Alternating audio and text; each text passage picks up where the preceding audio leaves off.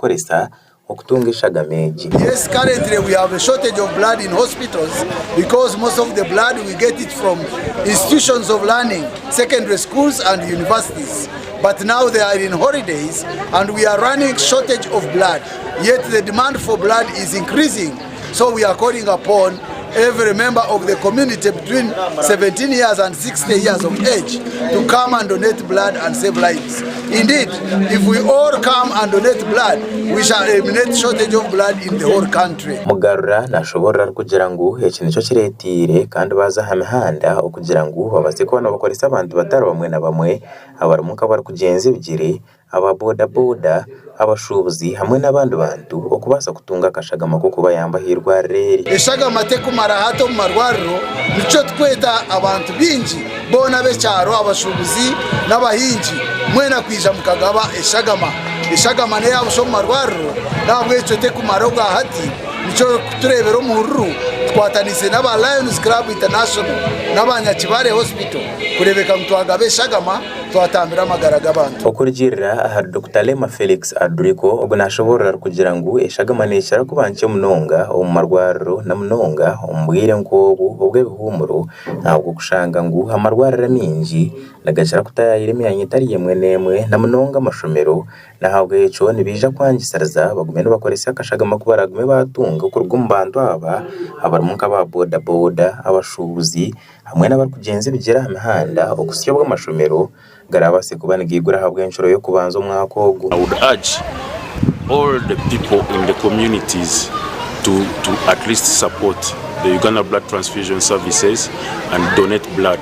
The little you donate is enough. It will save a life because when a woman is bleeding, she will need the blood. Children come when they are sick, they lose a lot of blood and they need your support. Your blood plays a very important role in saving their lives.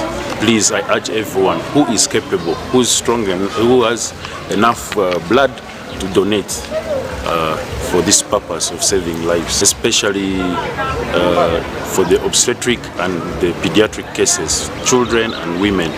The blood is not enough because when children are in holidays, it is usually difficult. Ngomuringo gumwe ogukubasa kutunga eshagama ahirwa reri ekitongore echa the Lions Club of Rukungiri obwo chikwatanise na Uganda Blood Transfusion Services ahabwa Rukungiri bagireyo kandi babasa kubana bakwatanisa okugira ngo bagira amazoba abiri agubaza harabajwe imihanda okubasa okubana batunga eshagama okurwumbantu batari bamwe na bamwe. There are some people you find they are born but with what you call physiological jaundice, so they need blood to boost their levels. Umukuru w'ekibina echa the Lions Club ahabwa Rukungiri Cornelius Byarugaba ogunagira ngo ekibagemesereza okwatanisa na Uganda Blood Transfusion Services ahabwa Rukungiri nahabwo kushanga ngo bahurira umuranga gwabo hamwe no kucura no kugira ngo babase kubana barugayo kandi babayambe. We decided to do this kind of activity basically to help our population who are in need of blood. There is too much shortage of blood in the hospitals, and that's why even some ladies, when they are giving birth, they always lack blood. Bamwe abaturage hamwe n'abandi bantu batari bamwe na bamwe abo munyamakuru witu yashangana bahereza eshagama egi bashobora barikugira ngo icyo bakikora n'umutima gumwe ahubwo kwenda kugira ngo bakacungura amagaraga bingi.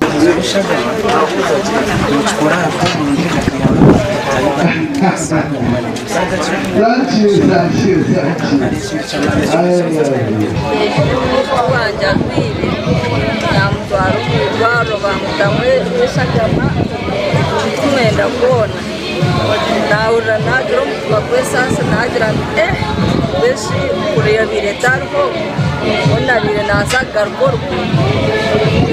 kuna sanga hano bakigabangira nagira cyete nanyenze kwereza abandi kagira bunaya.